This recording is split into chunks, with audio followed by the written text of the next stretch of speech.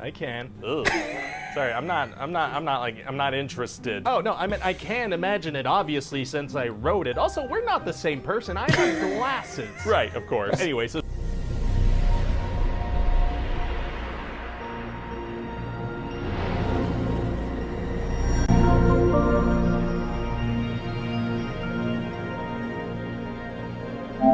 Welcome back, my golden people, to PLC 85. Finally, today we're going to be reacting to Loki pitch meeting. If you're new and you're watching, welcome. What we do here is everything new with gaming, movies, and funny reaction videos. If that sparks your interest, drop a like, hit that notification bell, and do not forget to subscribe. Spoilers ahead.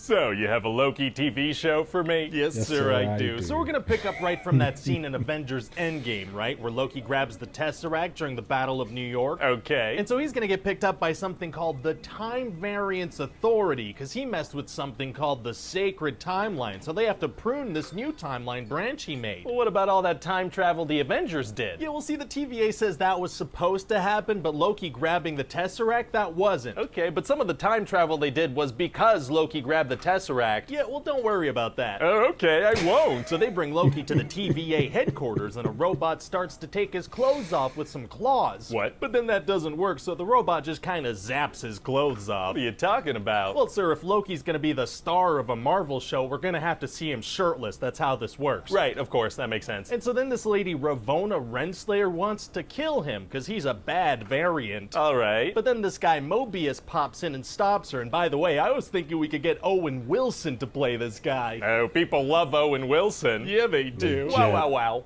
Wow. And this guy's also really into jet skis. I now have a deep desire to see Owen Wilson on a jet ski that I didn't have just a few seconds ago. I know you do. That's the main hook of the show now. Oh, picturing Owen Wilson on a jet ski is tight. So Mobius is going to show Loki a video of how his life plays out after the Battle of New York. Getting his mom killed, getting close to Thor, getting killed by Thanos. Okay. And so watching this video is going to completely change Loki into a sympathetic character that can lead his own TV show. He just killed Phil Coulson. Yeah, but he watched a video, so he's pretty much a good guy now. Oh, okay, you're speed running this character development. Yeah, just kind of get it out of the way with a nice little video, which somehow has the same cinematography as the movies did. Well, okay then. And so anyway, the reason that Mobius wants Loki's help is because he's chasing this other variant that keeps killing TVA agents, and it's another variant of Loki. Oh. Yeah, and so then Loki figures out that this other version of him is hiding in apocalypses, because you could do anything there and it won't affect stuff because those timelines are ending anyway. I guess that makes sense. It does. See, Loki and Mobius head to Pompeii, and Loki starts interacting with people right before Mount Vesuvius erupts. Okay, but wouldn't that lead to some of those people dying in different positions than they would have, which would then affect the days of the people that discovered the bodies and create some kind of butterfly effect? Actually, that's a very good question. Okay. So eventually they go to the supermarket in the future, and Loki discovers that the other Loki is a woman, and she goes by Sylvie. Oh, interesting. Yeah, and so this is her show now. What? Yeah, this is really Sylvie's story. Basically. She was pruned at a young age and managed to escape, and she's been building up this attack against the TVA for all these years, and Loki's just kind of along for the ride. Oh, okay, gotcha. And so Sylvie sends a bunch of these things called reset charges into the TVA to distract them, right? And she wants to kill these beings called the Timekeepers, who apparently run the show. Very exciting. But then they get attacked, so Loki uses this thing called a tempad to teleport them onto a planet called Lamentus that's about to be destroyed. Smart. No, not smart, because Sylvie's like, that plan at the TVA, that was years in the making. Years. And you just ruined it. So why doesn't she just use the tempad to go back and finish the job? Well, no, now it's out of power. The plan was years in the making, but she didn't charge the tempad. That's what we're going with. So then they're gonna talk and talk for like 30 minutes straight, because that's kind of the deal with these episodes. Oh, it is. Oh yeah, a whole lot of talking. So then they find this big escape ship they have to get onto, and Loki's gonna be like, oh my god, they're gonna leave all these people to die. I mean, what does he care? He just killed a bunch of people in New York. Sir, he watched a video. He cares about this stuff now. Right, sorry, I forgot. So this city starts getting destroyed, and Loki's gonna stop a building from falling with his mind. Oh wow, I didn't realize he could do that. That's because his power level changes from scene to scene, depending on what I want to happen. Oh, neat. Anyway, then the escape ship explodes, so their one way out is destroyed. Wow, it's gonna be hard to get out of there now. Actually, it's gonna be super easy. Barely an inconvenience. Oh, really? Yeah, see, the power of their newfound love creates a new timeline branch, so the TVA comes and picks them up. Okay, I thought the whole thing about apocalypses was that anything can happen and it wouldn't change anything. Why does them falling in love affect things? Because it does, so they're in love now. Oh my god, can you imagine falling in love with yourself? I can. Ugh.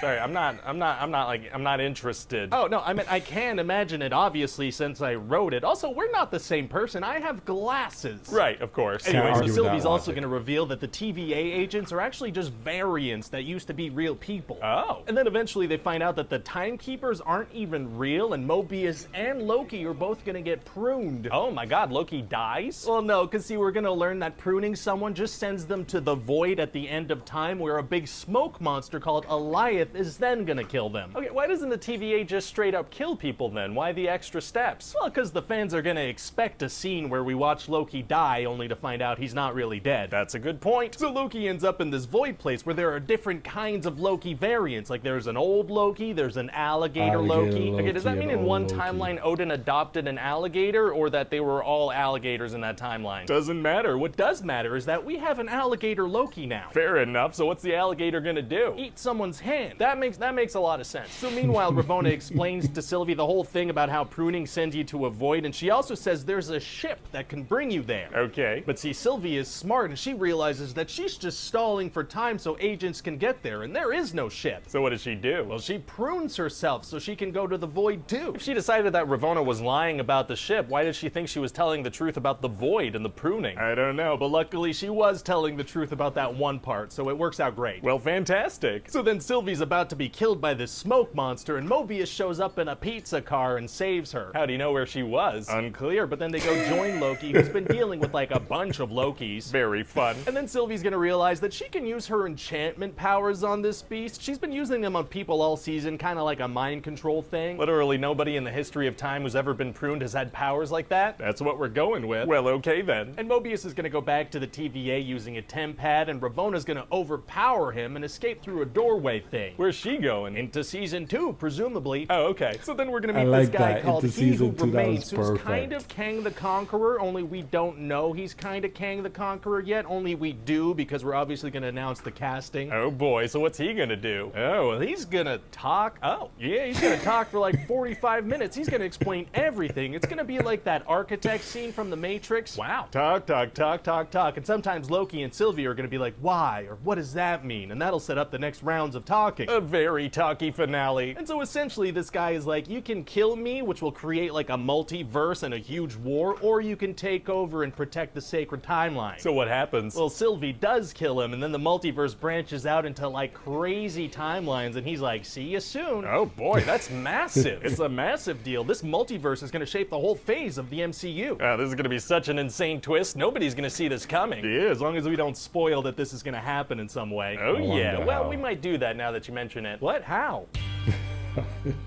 The multiverse of just an excellent pitch meeting. Love this so far. As always, Ryan George killed it.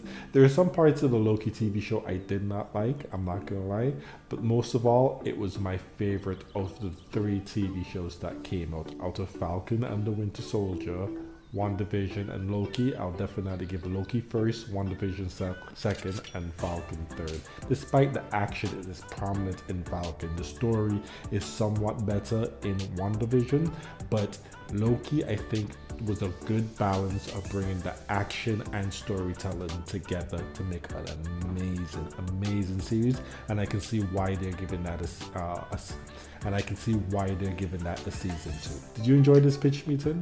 If so, check out these other pitch meetings that we did. And don't forget, guys, my name is Will, and where there's a will, there's a way. Stay gold, my friends, and thank you for watching.